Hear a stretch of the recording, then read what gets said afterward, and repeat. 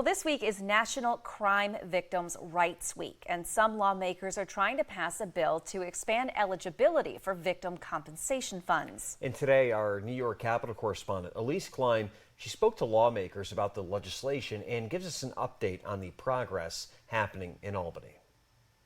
Fathers cannot wait!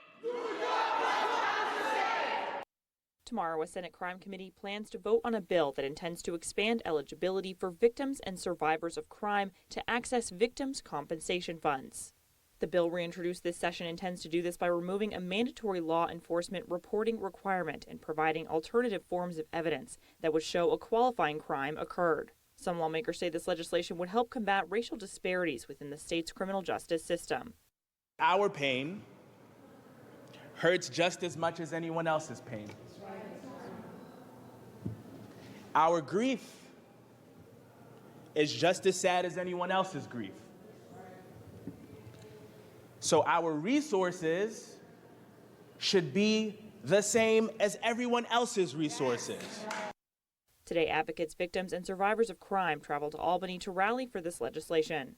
Arisa Napper-Williams, who lost her 21-year-old son Andrell Darren Napper to an act of gun violence, says she is advocating for survivors.